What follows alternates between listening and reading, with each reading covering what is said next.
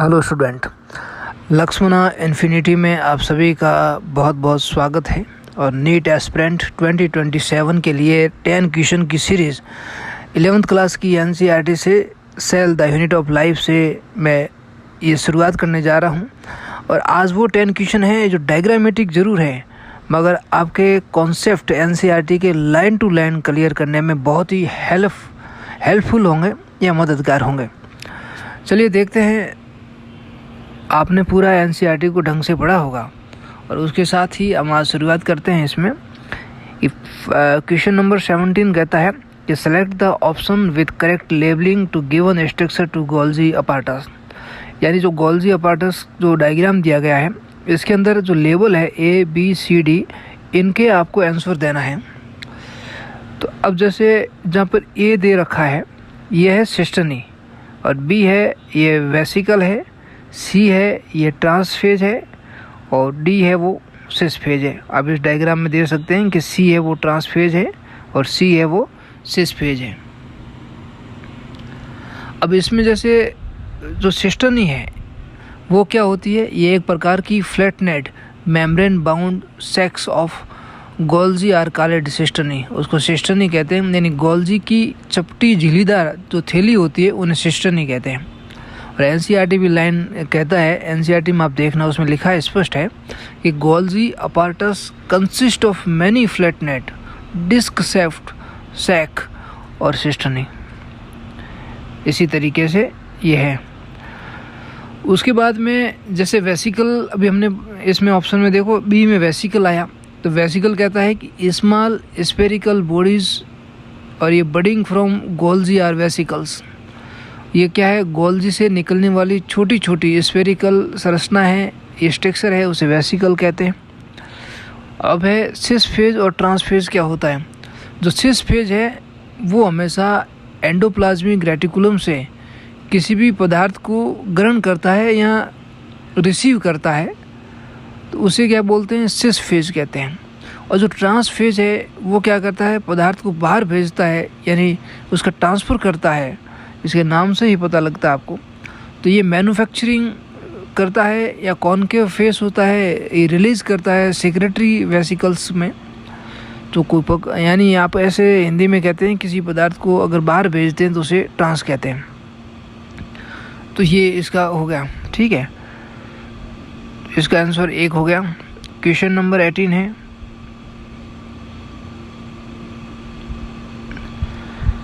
Question number 18 कहता है incorrect about given diagram. जो ये डायग्राम दे रखा है उसके अंतर्गत आपको इनकरेक्ट क्या है उसको देखना है। अब फर्स्ट में दे रखा है कि कैरोटिनॉइड प्रेजेंट, यहाँ बिल्कुल राइट है। इसके अंदर आपने ये क्लोरोप्लास्ट की स्ट्रक्चर है और इस स्ट्रक्चर में कैरोटिनॉइड प्रेजेंट होता है। और दूसरा है कि क्लोरोफिल प्रेजेंट, बिल्कुल करेक्ट है, क्लोरोफिल इसमें होता है। थर्ड ऑप्शन दे रखा है कि थाइलेकोड एनक्लोज ल्यूमेन, बिल्कुल करेक्ट है। Each thylakoid enclose a the cavity, उसे ल्यूमेन कहते हैं। प्रत्येक जो थाइलेकोइड है वो एक कैविटी में एनक्लोज रहता है, तो उसे हम ल्यूमेन कहते हैं। ये थर्ड ऑप्शन सही है। अब 4 नंबर कहा गया है कि ribosome are larger than cytoplasmic ribosome. ये इनकरेक्ट है, क्योंकि जो क्लोरोप्लास्ट में जो राइबोसोम होता है वो 70S का होता है, साइटोप्लाज्मिक जो राइबोसोम है वो 80S का होता है। तो इसीलिए ये आंसर 4th नंबर ये स्टेटमेंट इनकरेक्ट है। तो क्वेश्चन 18 का आंसर 4 होगा। अब क्वेश्चन 19 है, इस स्ट्रक्चर को आइडेंटिफाई करना है और इसमें कौन सा ऑप्शन है वो करेक्ट है वो देना है आपको। तो क्वेश्चन 19 ये कहता है कि आइडेंटिफाई द स्ट्रक्चर। तो ये एक प्रकार का क्या है, एक्सोनिम है, 9+2 का अरेंजमेंट है। और फर्स्ट ऑप्शन है कि these are small structure which work like oars, बिल्कुल सही है। ये जैसे सीलिया और फ्लैजिला होते हैं जो मोमेंट में हेल्प करते हैं, बिल्कुल फर्स्ट स्टेटमेंट करेक्ट है। सेकंड कहता है it is covered with plasma membrane, बिल्कुल करेक्ट है। और थर्ड कहता है कोर इज कॉल्ड एक्सोनिम, बिल्कुल करेक्ट है। और लास्ट में जो 4 नंबर है ऑल ऑफ द अबव। तो ये हो गया, ये इसका आंसर 4 है। क्वेश्चन नंबर 20 ये दे रखा है कि consider the following 5 statement A to E। इसमें जो लेबल दे रखा है क्लोरोप्लास्ट के जो डायग्राम है, तो ये कौन सा ट्रू है और कौन सा फॉल्स है, इसके आधार पे आपको बताना है। ये डायग्राम हम देख लिया A B C D। अब देखते हैं अपन इसके स्टेटमेंट। तो इसका जो फर्स्ट दे रखा है, it is impermeable and the lack of porins. ये स्टेटमेंट इनकरेक्ट है, क्योंकि इसके अंदर आउटर मेम्ब्रेन जो होती है वो कंटेन पोरिन्स आउटर मेम्ब्रेन में बना होता है। तो इम्परमेबल ये नहीं है, और ये पोरिन इसके अंदर होता है, आउटर मेम्ब्रेन में पोरिन पाया जाता है, इसीलिए फर्स्ट स्टेटमेंट फॉल्स हो गया। सेकेंड स्टेटमेंट कहता है it is selectively permeable having the carrier proteins for transport. हाँ, सेकेंड ट्रू है। और थर्ड कहता है stack thylakoid one over other which is the site of production of a assimilatory. तो अब सी जो दे रखा है आप देखिए, तो सी है वो भी ट्रू है। और डी कहता है present between 2 grana and contains enzymes of direct reaction. बिल्कुल ये जो दे रखा है, तो ये भी डी है, present between 2 grana and contain enzyme direct reaction, तो ये फॉल्स है। और 5 नंबर दे रखा है it contains enzyme for the synthesis of sugar and proteins. ये ट्रू है। बिल्कुल ये जो इसमें कंटेंट जो एंजाइम है वो शुगर और प्रोटीन से सिंथेसिस होते हैं। अब क्वेश्चन नंबर 21 कहता है which the following correct with the respect two points given below. ये फर्स्ट में दे रखा है फ्री राइबोसोम ऑफ साइटोप्लाज्म, उसके बाद प्रोटीन है, उसके बाद इसमें क्लोरोप्लास्ट साइटोप्लाज्म, और ए में क्या होगा और बी में क्या होगा।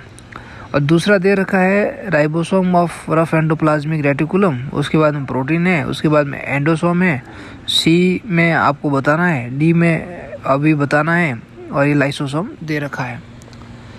तो 21 में अगर आप देखते हैं कि फ्री राइबोसोम सिंथेसाइज जो प्रोटीन करता है वो कहाँ कहाँ होता है, साइटोप्लाज्म में, क्लोरोप्लास्ट में और माइटोकॉन्ड्रिया में।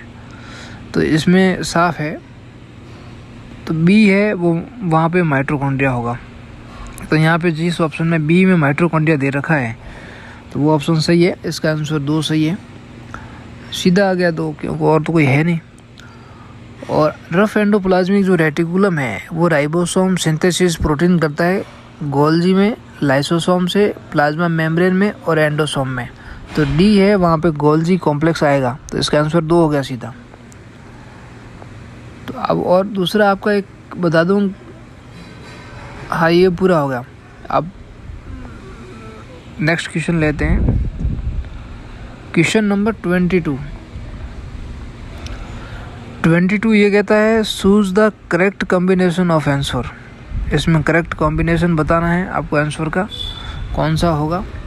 तो ये लॉन्गिट्यूडनल सेक्शन दे रखा है इसका माइटोकॉन्ड्रिया का, इसके आपको लेबल करना है कि कौन सा आंसर इसका सही होगा। तो अब जैसे ये पॉइंट एक दे रखा है कि आइडेंटिफाई द अबव डायग्राम, तो फिक्स है ये माइटोकॉन्ड्रिया है। और दूसरा दे रखा है लेबल ए और बी देखना आपको। और थर्ड दे रखा है what is the function of B, इसके अंदर बी का फंक्शन क्या है। तो जो ये जो डायग्राम दे रखा है ये माइटोकॉन्ड्रिया का है। अब लेबल जो ए दे रखा है वो क्या है, तो लेबल ए दे रखा है ये है मैट्रिक्स है। तो इनर मेम्ब्रेन के अंदर का जो भाग होता है उसे मैट्रिक्स कहते हैं। और क्रेब्स जो साइकिल है उसमें एंजाइम और माइटोकॉन्ड्रिया डीएनए और 70S राइबोसोम यहाँ पे पाए जाते हैं।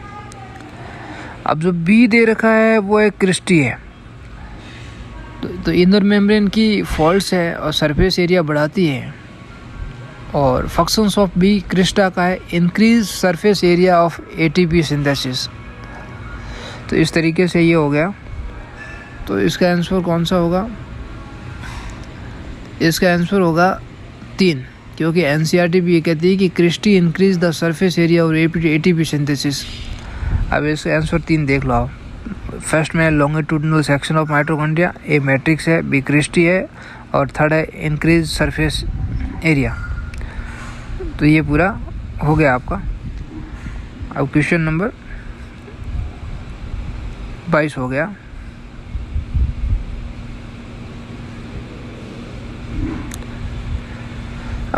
अब है 23। अब 23 का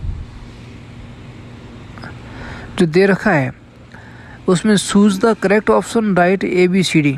अब ए है उसमें तो देखो शुगर दे रखा है, बी है उसमें क्या दे रखा है, ये सिस्टनी, एंडोप्लाज्मिक रेटिकुलम में सिस्टनी होगा। सी दे रखा है ये क्रिस्टा है और डी दे रखा है ये पेरिफेरल माइक्रोट्यूबल्स है 9+2 के अरेंजमेंट में। तो इसका आंसर 4 हो गया। अब क्वेश्चन नंबर 24। अब ये कहता है A the present of surface of endoplasmic reticulum and C present in both prokaryotic and eukaryotic ribosome, identify A, B and C। ये आपको देखना है कि किस तरीके से ये होता है। तो ये जो राइबोसोम है ये प्रेजेंट, इसमें देखना है कि लार्जर जो सब यूनिट ऊपर दे रखी है और स्मॉलर जो सब यूनिट राइबोसोम में दे रखा है। तो इसमें ऊपर की जो RNA है वो कौन सी यूनिट है, छोटी RNA में कौन सी है, वो आपको इसमें पहचाना है। तो इसमें आपने देखा होगा 24 है। अब उसमें देखो ऊपर की जो बड़ी यूनिट है जहाँ A दे रखा है ये टोटल ATS की है और उसके अंदर जो B दे रखा है स्मॉल में ये 18S rRNA है और C दे रखा है ऊपर का वो है 5S rRNA। क्योंकि ये जो ऊपर का है तो जो 60S है वो भी 3 भागों में डिवाइड है और 40S एक भाग में। इसी तरीके से ये इसका आंसर 3 हो गया सॉरी। ये 80S 18S 5.8S। बस इस तरीके से ये आज के 10 क्वेश्चन सीरीज में समाप्त होते हैं और धन्यवाद। इसी तरीके से लक्ष्मण इन्फिनिटी बने रही। आपका बहुत बहुत स्वागत।